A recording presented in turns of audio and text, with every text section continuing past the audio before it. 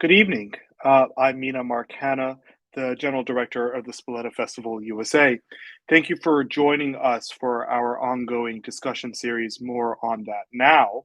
Tonight, we will talk about the Crusades 1,000 years later. And the reason why we're discussing this is a piece that will be premiered at the 22 festival that's very close to my heart is Unholy Wars. It's a piece that has been conceived by Kareem Suleiman, a Lebanese American tenor who won the 2019 Grammy for Best Solo Classical Voice Album for Songs of Orpheus. And the idea behind the piece is really to recontextualize the Crusades from an Arab American perspective using music written in the early to mid 17th and early 18th centuries. So pieces by Caccini, by Monteverdi, by Handel, by Solomon Rossi. And these pieces sort of express a particular perspective and view of the non-European from the Middle East, mostly Arab and Muslim from the Middle East, vis-a-vis the conflict of the Crusades. It's a piece that's very close to my heart. I'm very excited about it. It's a world premiere that we are creating at Spoleto. And I'm hoping that this discussion series will help us understand what's motivating the piece a bit more. To help us in that endeavor, I'm thrilled to introduce our moderator, Dr. Hussein Rashid. Hussein is a lecturer at the New School in New York. He's been featured on NPR, CNN, and the New York Times and the Washington Post. His research and writing focuses on Muslims and American pop culture, including music, comics, movies, and more. And throughout this series, he'll be joined by other thought leaders from universities, religious institutions, cultural institutions, the media, and the stage. Hussein, over to you. Very excited for tonight's discussion. Mina, thank you so much for that warm introduction, and it's a pleasure to be here again for another event in the series of More on That Now, the discussion series here at Spoleto. We're joined this evening by three wonderful panelists. The first person I'd like to introduce is Ethel Sara Wolper, who's Associate Professor of History at the University of New Hampshire College of Liberal Arts. Dr. Wolper is a cultural historian of the medieval and early modern Islamic world. Then we are being joined by Dr. Ussama Makdisi, who is a professor of history and the first holder of the Arab American Educational Foundational Chair of Arab Studies at Rice University, and his research interests span a variety of interests. And then our third panelist is Ms. Zeyba Rahman, who joined the Doris Duke Foundation for Islamic Art, an extension of the Doris Duke Charitable Foundation, in 2013 as a senior program officer for the Building Bridges program, which supports projects that advance relationships, increase understanding, and reduces bias between Muslims and other communities. Thank you all for being here this evening. This promises to be a very exciting conversation. The premise or the context is, of course, this opera that Mina mentioned, Unholy Wars. And the Crusades are an instrumental part of that. But this is the Crusades from 1,000 years ago, 1,000+ years ago, coming into the modern period, and how do we rethink it? So as we're going through this conversation, please feel free to jump back and forth between then and now and anywhere in between, because I think that's really the types of play and time that we're trying to get through today. And I think I want to start with just a very basic question about the Crusades to get us thinking about this is, when and how did you first learn about the Crusades? And I think, Sarah, if I might begin with you on that one. Thank you so much. And thank you very much for having me. This is fascinating. I learned about the Crusades basically by teaching about it. I came to courses on the Middle East, like many people, thinking I knew what the Crusades were. And it wasn't until I started teaching and reading that there's really no framework for understanding the Crusade. There's no agreed upon template. This is a series of wars that began in the 11th century. Some say they continued until the 17th and 18th. Some say they ended with the recapture of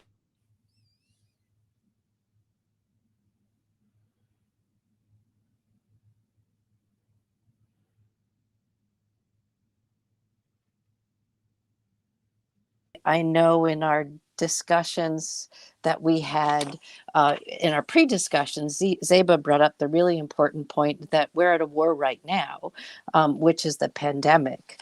And I was thinking about the Crusades as a war and what the material objects that were left from the Crusades can tell us about the story of how different confessional groups came together.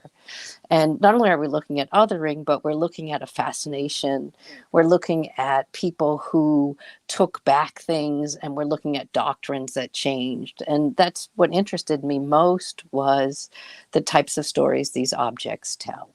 Thank you. You're muted. I can't. Thank you, Ussama. Thank you so much, Sarah, for that, and reflecting on both the material objects, which is a point I'd love to come back to, but also what is some of the legacy beyond the material objects. But just sticking with the theme of how did we learn, and when and how did we first learn about the Crusades? Ussama, can I turn to you, please? Sure. Thank you again for having me. I guess I grew up in Lebanon, and so in terms of thinking or learning about the Crusades, the idea of the Crusades and the language of the Crusades and thinking about the Crusades is honestly all around us, in Lebanon, in the Middle East, in Palestine, throughout the region, honestly. And there's a very, very strong contemporary significance to the idea of the Crusades, especially given U.S. policy and Western policies in the region for the past 100 years. So I think I just grew up being exposed to the idea of the Crusades and to this idea that the politics of the 20th century and the 21st century, for that matter, are in a sense a continuity from much earlier periods that Sarah was talking about. So that's how I was first exposed to the idea of the Crusades. Oh, thank you, Ussama. That is a connection going back from the 11th century into, as you said, the last 100 years of U.S. foreign policy is an extension of that. And that might be some place for us to pick up on, Zeyba, perhaps after you offer your reflections on your exposure to the Crusades. It's great to hear Sarah and Ussama give their perspective, and when they first started thinking about the Crusades. I learned about the Crusades in my Protestant boarding school in the foothills of the Himalayas in India, because that's partly where I grew up. And it was taught to us in our colonial heritage, the language of English. And it was entirely a British historian's perspective. And I remember I was 11 or 12 at the time, and I remember thinking, wow, these Westerners are so brutal. They're so barbaric. Here I think is something that I'm getting, Zeyba and Ussama, from you two, is that context makes a really big difference in terms of how the Crusades are received and felt. And I want to circle back so much to the connection you made to Sarah's point about perhaps U.S. foreign policy. And I think you used this language, please forgive me if I'm misremembering, but U.S. foreign policy in the Levantine region for the last 100 years is basically an extension of the Crusades. And, I don't know if that's such a stretch when George Bush talked about Crusades in 2001, intentionally or not, that language and rhetoric is there. And I think that may have us think a little bit about what are the legacy of the Crusades? What do we see the effects of in the modern period throughout time? And how does it change based on geography? So I want to broaden the question a little bit more. And Ussama, since you prompted this, maybe I'll start with you on this one.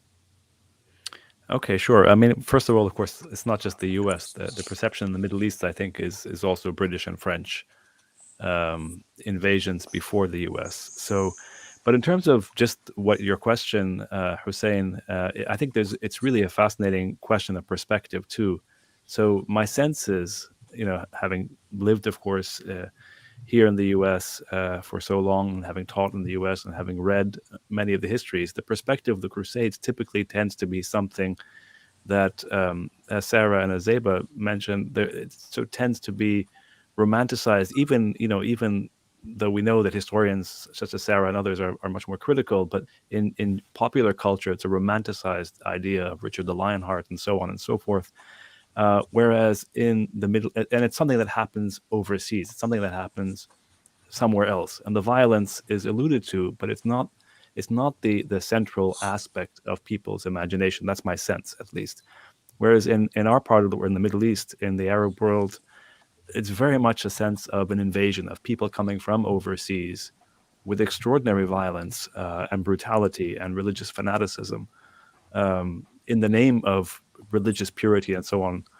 But it's really a question of somebody coming into our lands as opposed to something happening over there. So that's really, I think, a common theme that goes on until today. So when Bush uses the term the Crusades, it's again this idea of something that the U.S. or other people do to people overseas. Can I just push on that a little bit? If I think about legacy and context, and staying on President Bush for a second, there's a moment where President Bush goes to Iraq. I want to say it was late 2000. It was 2004, I think. And somebody in the journalist press pool threw a shoe at him. I don't know if any of you remember this, but somebody threw a shoe, and he dodged the shoe. That event was not necessarily remarkable. This person obviously felt, as you said, that the U.S. has come and invaded. This is his way of sort of paying back. But I remember reading the articles after, where it's like throwing a shoe at somebody is an insult in Islamic cultures. And I kept thinking to myself, in what cultures is throwing a shoe at somebody not an insult? And I say that because I think this idea of othering, right, has these sort of, we tend to suspend common sense in order to create the other. And that, to me, this language of the Crusades, right, it's not something that happened after 2001 or 2003. It's something that has a longer genealogy. And so that legacy, right, is an ongoing legacy. So just thinking aloud with you in terms of what some of the other legacies are. Zeyba, I don't know if you want to chime in on the legacy question, particularly as you're coming in from a artistic perspective on this. Oh, thank you. It's really, you're making me think again about this. And I would say one thing, we have two historians here, well, and you're a scholar yourself, poly, all kinds of poly things, scholar. But from my perspective, I think that the horror, the destruction, the loss of lives that these crusades brought, and the displacement of people has one silver lining. And that is that it, in this explosion, it also forced the culture of the invaders onto the invaders. In other words, they started to notice some of the highly developed, deeply cultured lands that and peoples that they were invading. They started noticing some of the richness within that. I'm talking specifically about artisanal culture and handmade culture, and they absorbed some of it, and through the spoils of war also, they took some of the best people with them back as prisoners. And I don't think it's in any way an exaggeration to say that the lands that they invaded left a really important imprint on the invaders back home. And then came this, through that cross-pollination, another iteration of their culture. And so, like a wave coming in and going back out, I think that is a very important legacy of the wretchedness, the deep wretchedness that is the Crusades. So you're coming at it from a slightly different perspective, which is there's tragedy, but out of that tragedy, you're also being faced with a cultural diffusion that impacts these cultures bidirectionally, right? It's not just an imposition coming into the Middle East, but it's also the absorption of cultures going back into Europe. Yes, and I would add to that just one short thought, which is that overlaying, that cross-pollination, was in a way our lasting legacy, or the lasting legacy of the lands that were invaded on the Crusaders, and in a way we colonized them. Sarah, do you have any thoughts about this legacy question? I have two thoughts. One is the very sad thought, and the other is Zeyba's much more optimistic take. And for the sad thought, I think the terrible thing about the legacy of the Crusades and teaching about it is not only is it understood as a terribly, horribly violent invasion, and we still have that language, but most people's introduction in the U.S. to the Crusades just reifies this attitude that the entire history of the medieval Middle East is a history of warfare, and that this is an area in which there's always been warfare. It justifies various invasions, and people have trouble looking beyond that. So, and I think that's one of the very saddest things about it, because most of my students, this is their first introduction. And, you know, these figures appear in, you know, various movies today that are very popular. The second thing, going to the more optimistic point, is, and this is partially because the field of Crusader studies is looking at itself very carefully to try to break out of this framework, which is just the West and the East, and to talk about cross-pollination. And it's pretty understood that Europe, after the main period of the Crusades, which is usually the 12th and 13th century, changed dramatically. Church policy changed, medicine changed. Artisanally, the changes were massive because they were going to places where especially metalware was developed at such a great rate, both for armor and for people brought back metal canteens that they saw the Crusaders carry, but that they had it made with images and calligraphy and various stories. And this was this popular item that didn't have a use to drink water out of, but it became how they understood what had happened. So I think as a window, it's really, really important. And I think that window made Europe look differently at itself. I'm not sure all of that was good, but I think they certainly took in things that they hadn't taken in before.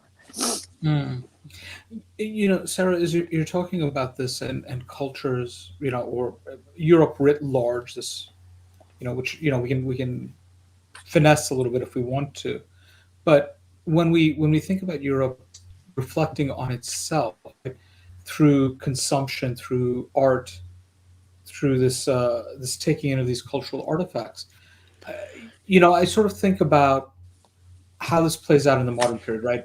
I think it was Robin Cook, who was Foreign Secretary of England, who said chicken tikka is a truly is Britain's national dish, and we have Taco Tuesdays in this country, right? So you have that. These, right? You know, so we have these minoritized communities who are incorporated into the body, the majoritarian body, through consumption. But it's only the products that are appreciated, not the people behind them. And I wonder, as you were talking about these objects coming into Europe, the ways in which it changes the art form, and I think Zeyba, this is for you as well, and thinking about that self-reflection, is that self-reflection lending itself to thinking more deeply about the Middle East, or is it really more technical, scientific? You know, so it's divorced from the people. It's more focused on the objects. I think that's actually a really wonderful point. And I agree with you. I think a lot of it is much more focused on the objects. But one of the exciting things about the way people look at the Crusades now is they've broken it into tiers. So there's the Near East, and then they've tried to talk about the Near East as the Mediterranean. So that when you look at the Mediterranean, you're not just looking at objects coming together, but you're looking at people coming together. And you're looking at a lot more movement.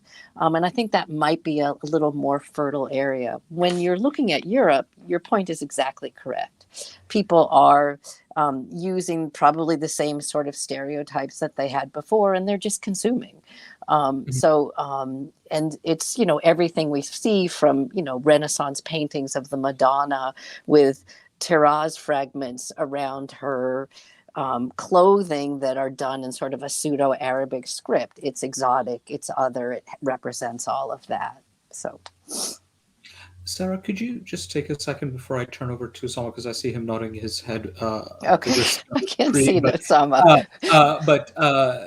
Terraz fabrics. I know terraz is a type of bordered embroidery from 10th and 11th century Egypt. Is there a particular understanding beyond that we should have, or is that sufficient for this reference to the Madonna and Child you're talking about? Oh, my apologies.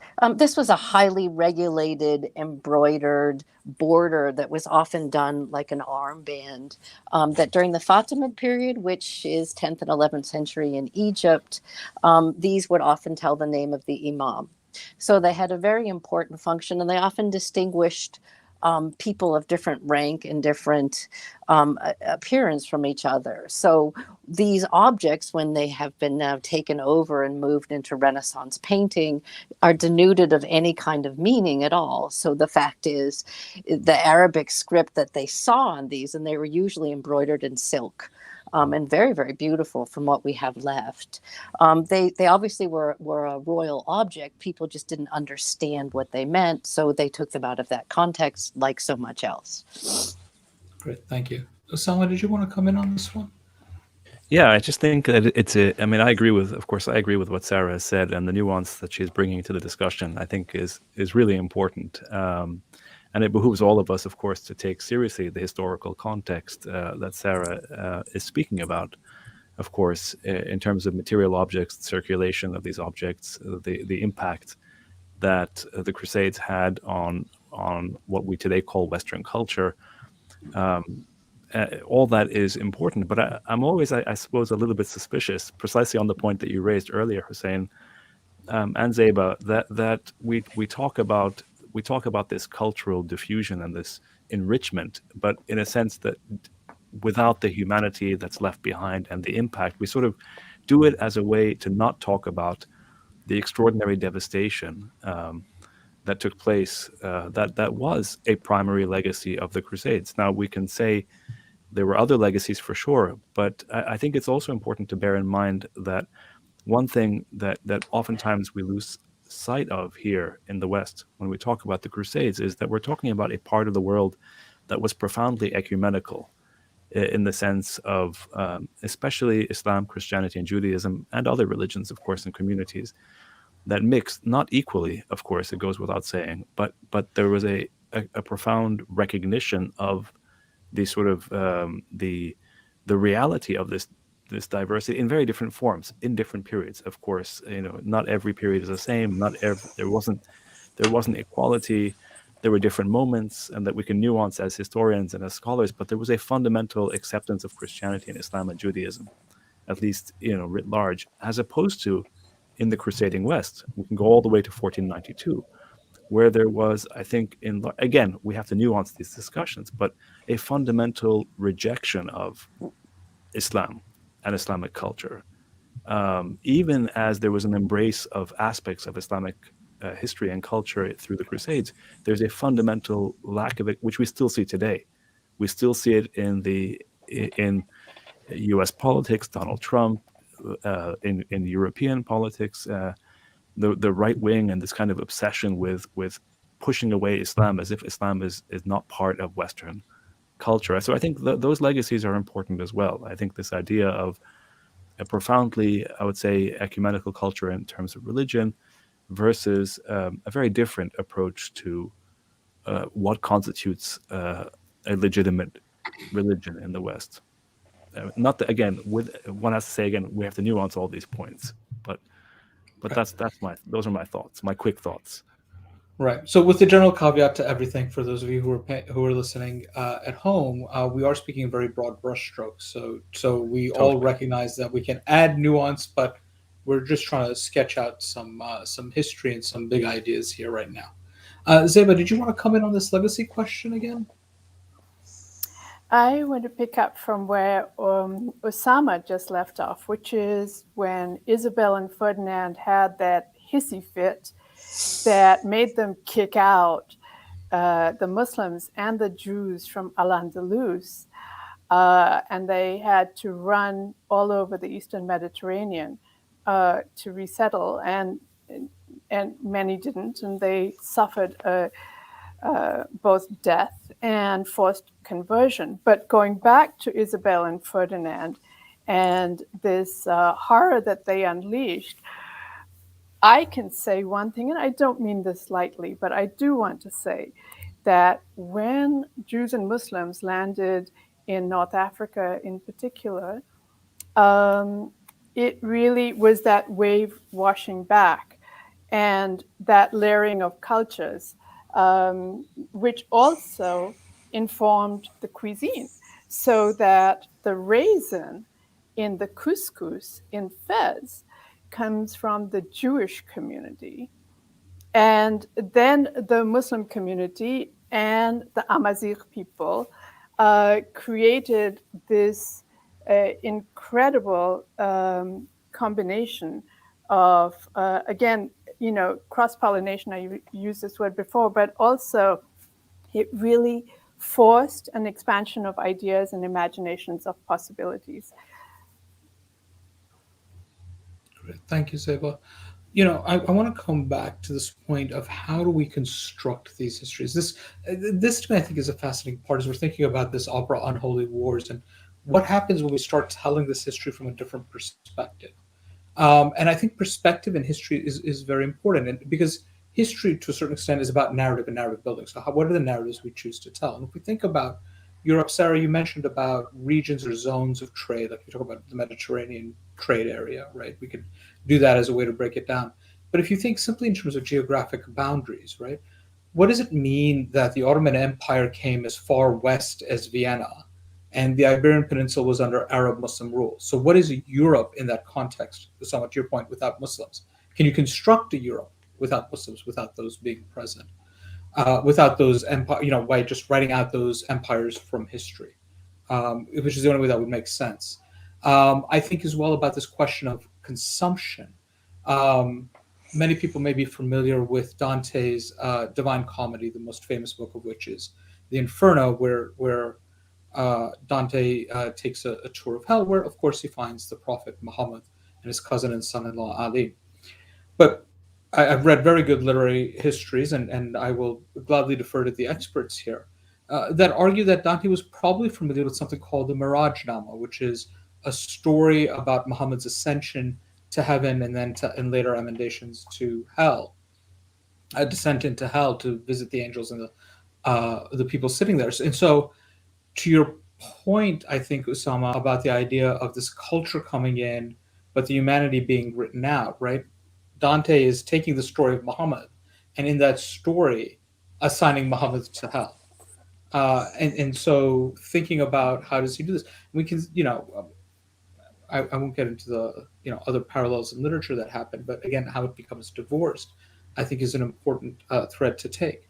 And the last point I'll make, and then I want to come back to a question for all of you, is if we think about 1492, right? I grew up in the U.S. Learning this little ditty, 1492 Columbus sailed the ocean blue. But when I teach my students, I tell them 1492 Columbus sailed the ocean blue, but Isabella kicked out the Muslim and the Jew, right? Because there's a relationship between the Reconquista and funding Columbus's expedition. Right? I'm not saying it's a one-to-one, but there's a very clear. Ferdinand and Isabel are in exile. Where is this funding coming from? Part of it's coming from the Vatican. Part of it's coming from expropriation of wealth from the Reconquista. And so thinking about the ways in which we think about history, what gets left out, what gets written out, it invites the question of how do we know if we don't care? And so that brings me to the question of this Holy War, Unholy Wars, is who cares about the Crusades? And how do they care about the Crusades? And again, I want to remind you, please feel free to answer this historically or in terms of contemporary questions. And Ussama, why don't I ask you to start this round off, if you don't mind? Well, I think who cares about the Crusades would be the people who are most impacted by the Crusades, or at least the modern imagination of the Crusades. So the peoples who are being occupied, peoples who are being oppressed in the name of a purification of space, or religious space, or holy space. Hence, I'm assuming that's the allusion to Unholy Wars. The people who are most impacted by, and most affected, and most oppressed by the idea of religious or ethno-religious purity of any kind, is and especially by the zealotry, are the people who would care the most, I would assume. Then, of course, you have the people who are most, taken by the romance and the fascination, that aspect. Those are a different group of people who are fascinated by the Crusades. But again, typically it's disembodied from the reality, the horrible reality of the carnage that's left behind. And so those are the people who, I mean, it's a broad question. So you could, those are my quick answers to the question of who cares. But again, it's really about, it always comes back to the question, not just the perspective of where are you centering the story, and on whom are you centering the story, on the Crusaders or on those who are affected by the Crusades, in the most immediate sense, whether we're talking about the medieval Crusades or the 1492 or the contemporary Crusades, the Crusades that are occurring throughout the region, the Middle East. Thank you. Sarah, would you like to? Yeah, I'm very much in agreement, but I also wanted to add that as there's a context for studying the Crusades, there's also the question, why are we studying the Crusades? And first of all, it's of endless fascination and it's endlessly difficult. But I always fear that at first look, we end the Crusades going back to everything's broken between East and West, and there's this fine dividing line. And we have these little voices of what Zeyba called very beautifully cross-pollination or other things. But I really think this desire to break the world in two and to keep it that way is very much a part of how the Crusades are studied and why the Crusades are studied. They're intensely violent invasion, but I don't think people look at them in terms of that question. And I think that's what's so important about what's happening today at the festival, is that we're really asking that question, as opposed to, doesn't this just reify that the Islamic world is one world and we have like the cross of civilizations going back to that. So yeah, actually, I would just jump in on that if I could, and just Sure. to say that the other thing about the Crusades is this idea of the Islamic world being only a Muslim world, as opposed to there are Christians, Eastern Christians, there are Jews, there are many other communities who belong as much as anyone else to what we refer to as the Islamic world. And in the sort of popular sort of dichotomy, the Islamic world is there and the Christian world is here, as if Christian is equivalent to Frank, is equivalent to the West. And that's one of the most pernicious aspects and legacies of a certain kind of commemoration of the Crusades that I think we should be aware of. Can I jump in on that? Because the areas that I work on in the Middle East have some of the oldest, if not the oldest, Christian communities, and they also had a number of different communities that have been there, and people are often surprised by that. And I think that very much follows with Ussama's point that Muslims are one place and Christians are another is not the case at all. Zeyba, have you any thoughts you'd like to? Apart from saying that I agree with everything that my wonderful panelists, colleagues have said just now, I don't have anything profound to add to that, because they've covered a large swath of it. But I will say that it's incredible how much ammunition and fodder the Crusades provide to the political class and political narrative, and how much they use it to their advantage to oppress and dominate. and make the point that the majoritarian Christendom that we live in has the right of basically everything. It's a comment. I think, Zeyba, that point on Christendom, right, this idea of where Christianity reigns, is an interesting question for us here in the United States, because we are supposedly a secularized nation. Now, there's debates whether secularism is simply the redheaded stepchild of Christian nationalism, but that's beyond our scope. We'll treat them as two separate things for now. And yet, at the same time, there is this deep, abiding religious rhetoric. So if we look at, and I don't necessarily want to get into the weeds in this, but I would welcome informed commentary. But if we look at Catholic just war teaching and Muslim just war, broadly writ, Sunni Muslim just war teaching, which is most relevant for us here today, there are very strict controls about how do you go to war, what could be considered a holy war, what could be considered a jihad. And yet, from both communities, these terms are very loose and very much bandied about.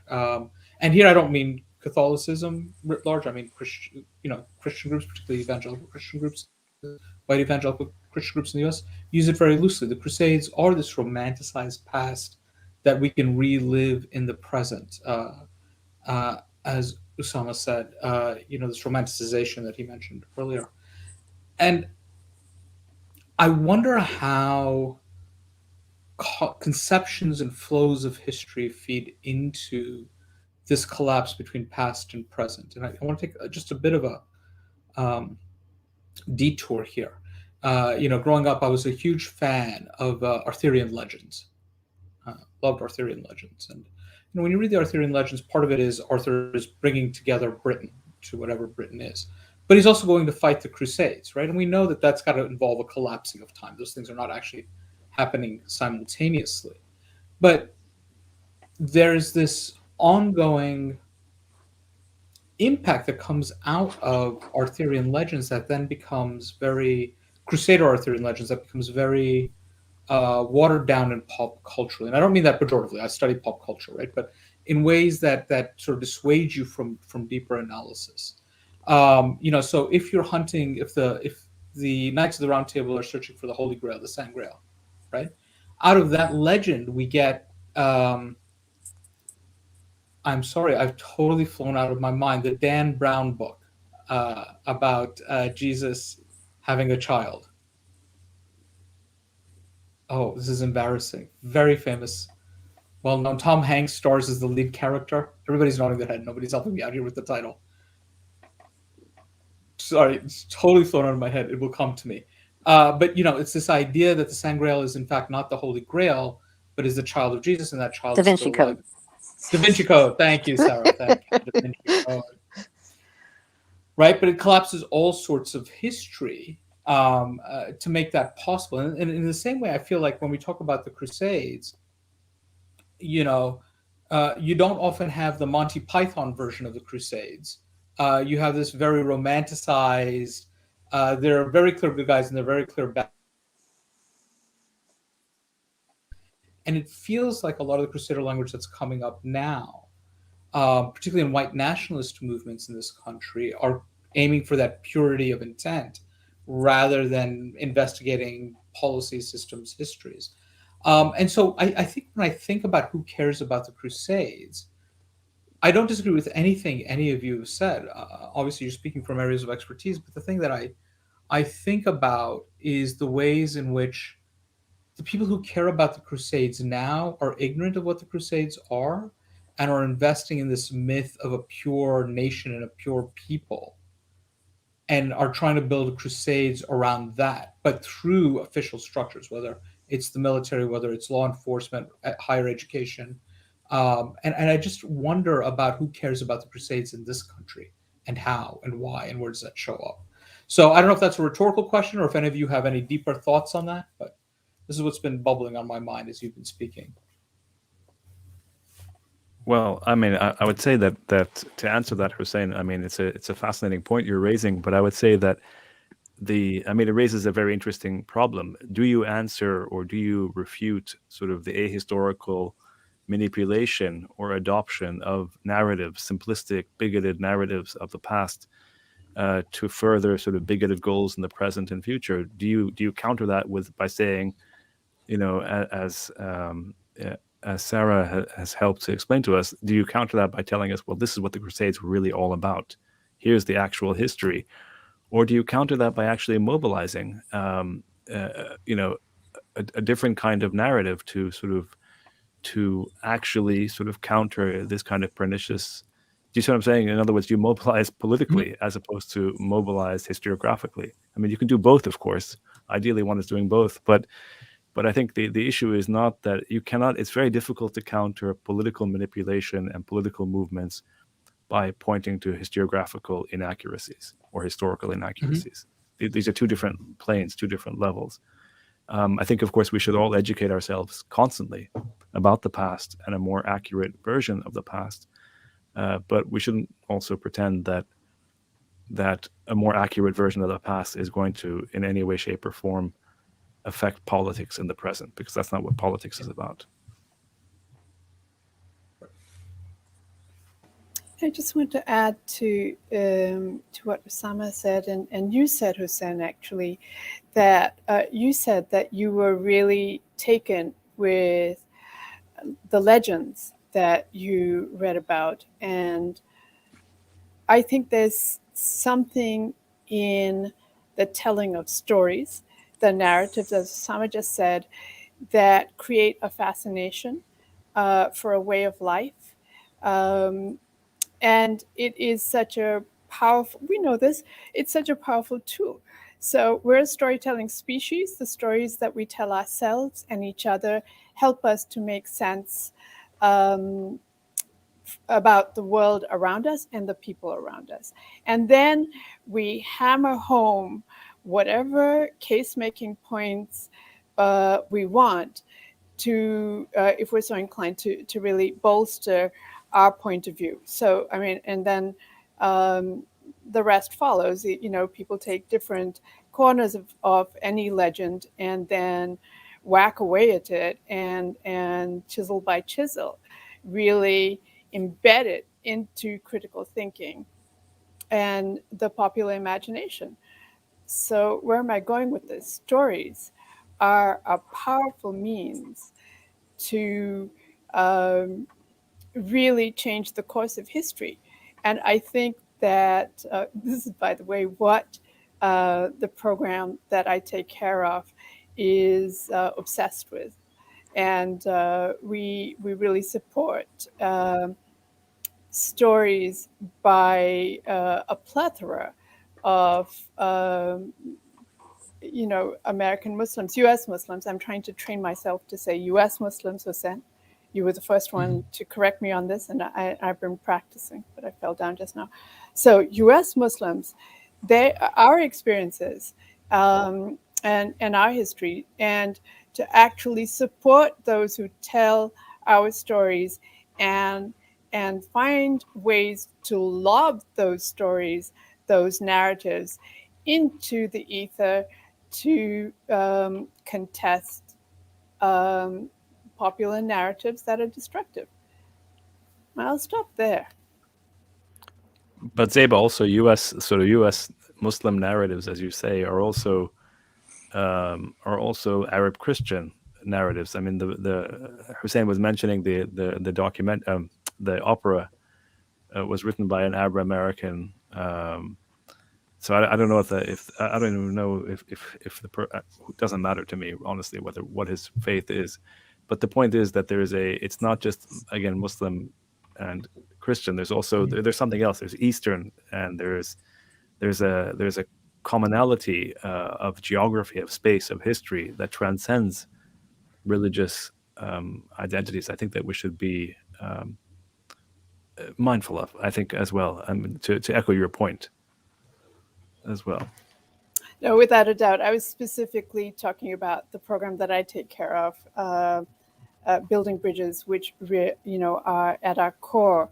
We were created. Our genesis story is that we were created after 9/11 to fight growing Islamophobia and hate crimes against U.S. Muslims, and also anyone who was thought to be a Muslim, who looked, quote unquote, like a Muslim. So I was talking from that perspective, but of course, you're completely right. And I was just writing this the other day to our CEO to say that we talk about the American Muslim community, but we have to talk also in the same breath about the culture that the communities come from, the languages that they speak, we speak, the ethnicities, the races. We tend to settle into communities that are like us. It's just so much more comforting when you arrive in the U.S. I'm being very specific to the U.S. That I'm from a South Asian community.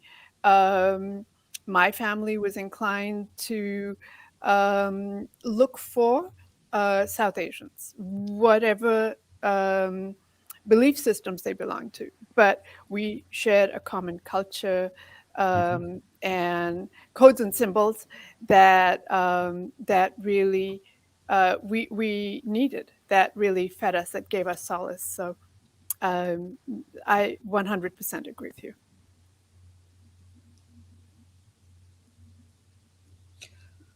So this question, first of all, Ussama, thank you for pointing out the cultural milieu, right? I mean, we are talking a lot about religion here. This is in the context of Unholy Wars, and so obviously we have this religious overlay. But as all of you have pointed out, but you've made very explicit, and I appreciate that, is that we do have these cultural connections, right? That span over. And you've said this. You talked about the ecumenical nature of the Arab Middle East, and thinking about the ways in which Christian, Muslim, Jews of all varieties would if not coexist in a productive way, at least no harm, no foul sort of existence with each other. And I think that that's important to bring out, because we can, when we say Arab, that is an ethnic marker as opposed to Muslim, which is a religious marker. And so an Arab can cover a variety of different religious identities within that, and a Muslim can cover a variety of racial and ethnic identities underneath that. And of course, one of the ways to think about this is destabilizing how we tend to think of these categories, right? So representation and stories, with which both you and Zeyba have been talking about, I think are so important. And I don't disagree with you. I think there is a political, ideological movement that's using the Crusades now. They've crafted a narrative. And I think for me is, yes, part of that narrative is based on an ahistorical understanding. I mean, in a way that's not, I disagree with your reading of history. It's like, is this even history? I think that's the point we're at. But what is, so if it's not, and again, I want to emphasize, I agree with you. I don't think teaching history better at this point is helpful. I think earlier is better, always. But what are the other narratives that are out there? How do we tell these narratives? So we have, artwork is an important thing. We have Unholy Wars, this opera here at Spoleto that they're putting on for this season. I think maybe of Jordi Saval's Jerusalem, which plays a little bit with sound across Judaism, Christianity, and Islam in Jerusalem, and how they connect. But what else is out there that allows us to reimagine or rethink the Crusades at a popular level? And this I'll leave open. Whoever can think of anything. At a popular level? I mean, sorry, go ahead. Yeah. The book someone just held up is The Crusades Through Arab Eyes, which is probably one of the... Amin Maalouf, thank you. Yeah. Which is probably one of the first books I read that wasn't fantasy or sort of social studies, high school textbook curriculum on the Crusades, that offered a different way. And it is very, very readable if anybody's interested in that volume. There's a figure who lived in the Crusades named Ussama ibn Muqid, who, and it's called An Arab Gentleman, and he managed to survive from Fatimid Egypt to under Saladin, and he's charming and wonderful, and he has a Facebook page, and he is absolutely delightful, and he writes extensively about virtues that when the Franks, he encounters Franks, virtues that he's impressed with. He goes to a bath, and a Frank is there, and his daughter is sick. So the Frankish man has no choice, or the Frank has no choice but to bring his daughter into the bath. Frank was a sort of umbrella term used for the crusading Europeans that came over. And he talks about the bravery and warfare, and it's charming. I have my students read that, but I'm also very pessimistic in looking at the divide that Ussama, the other Ussama, talked about between politics and what we teach. And especially because I think in America, it's part of a bigger and growing problem that I don't know how you teach people that don't want to listen.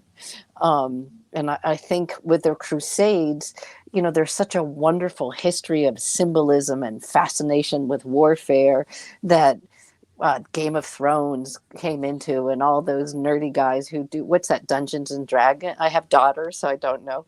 Dungeons and Dragons, that, you know, there's a wonder about this. And I have colleagues who work on the Crusades who think that they can teach their way out of this.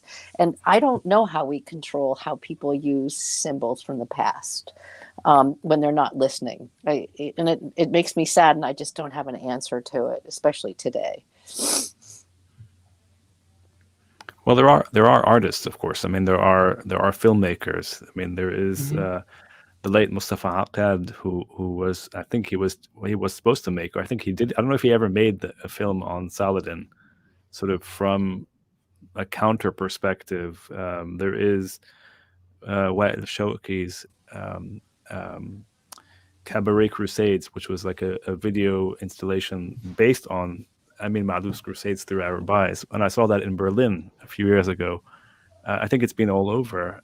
So there are sort of different approaches in the popular realm, in terms of popular culture, in terms of art, that can help craft a counter or a different narrative, a richer narrative, a more interesting narrative than the standard Crusades narrative that Sarah was alluding to. I'll pick up on film for a second, and then Zeyba, I'd love to get some input from you. But you know, a mixed bag was this film Kingdom of Heaven, starred Orlando Bloom, and you know, it still pulls on some of these Orientalist tropes, but it shows a little bit more complexity, I think, than some of the straight up Crusader movies that I'd seen to date. Now, I'm not saying it's great, but clearly this is something that opens spaces for discussion. I think about what I use in classes. And there's another movie not directly related to the Crusades, but it's called The 13th Warrior, which stars Antonio Banderas, which is sort of based on an actual travel log of an Arab traveler in the 13th, Ibn Fadlan, who comes to what he calls the Norse lands, basically Northern Europe, and meets Vikings. And it's mixed with, the story of Beowulf. But it's not specifically about the Crusades, but it shows this dynamic about what happens when an Arab gets to tell his own story. It's good for about the first 30 minutes or so, and then it does awful things with Beowulf, in my opinion, that are better left unsaid. So, but you know, the first 30 minutes is thinking about, well, what happens if an Arab is talking about Europe as opposed to a European talking about Arabs? And it really helps you think through some of those questions. So I think there are some of these spaces that are out there. Zeyba? So I'll just pick up on the need and the value that the arts can play in countering prejudice. That's what we're talking about, is the other side is cementing their position and their domination and control. And from the other side, from the cultural and creative side, there are also really great projects that are telling a different story. And I want to get a little bit more specific. I worked for years at festival before I came to the foundation in Morocco, in Fez, which is how I know about the raisin and the couscous. It's named the Fez Festival of World Sacred Music. And one of the most popular, well, two things. One of the most popular vocalists who did repeat turns there was Sister Marie K. Roos. She's a nun from Lebanon, from the Maronite, Ussama, please correct me if I'm misspeaking, from the Maronite tradition. She has the most exquisite voice. She's just naturally gifted. And she sings in Arabic, and she's singing about her faith, her Christian faith. And she refers to God as Allah. And when Sister Kay Roos was in front of primarily an North African and Arab audience, but also people from all over the world in the giant Bab Makina, which is an external site. It's a historic site in Fez. The thousands of people responded to her, first of all, her pure, brilliant musicality. It was her voice that transported us. And then, people also leaned into the words because she sang in Arabic. And then, the next layer of what she was saying through those words, which was about her belief in the divine. I saw a similar thing when Rabbi Chaim Luke, who's Moroccan Jewish but lives in Israel now, came to the festival and sang in both Hebrew and Arabic because, again, there's an old Jewish community that is part of Morocco's history. Many people sang along with him because they knew the words in Arabic. And so it's that connection that is formed by a resonance of, whether it's music, particularly, that really stirs the emotions and creates a resonance that we can hook into. And that creates a sympathy and step by step that can help to change both behavior and thinking. And I'll stop there. Thank you, Zeyba. Sarah, is there anything else you wanted to add? No. Actually, very, very briefly, I agree, and I think this is wonderful. But I worry sometimes in that, and this is I hope to the point a little bit that American audiences will embrace certain traditions and people from the Middle East, like Jalaluddin Rumi, but then they'll devoid them of any Muslim context. That, and they'll say, "Oh, he really didn't mean it," and blah blah blah. So I agree with you, but I also I have concerns with how American audiences often accept things. Yeah, no, you're quite right, Sarah. And I think one of the important things that we should keep in mind is who's telling these stories and how are they telling them and how do we add depth to them. And I want to come back to that point. Usama had mentioned a producer by the name of Mustafa Qad, who the name may not be immediately familiar to some of our listeners, but he was one of the key producers behind the Halloween movies, which is where he made quite a bit of money. But he also produced a film called The Message, which was about the life of Prophet Muhammad, and one of Anthony Quinn's early movies called The Lion of the Desert. And so, this is a story of this individual talking about crossing boundaries and telling different types of stories. Akkad is doing this, and The Message, I want to say, came out in the mid 70s. If anybody knows off the top of their head, please correct me. It came out in the mid 70s.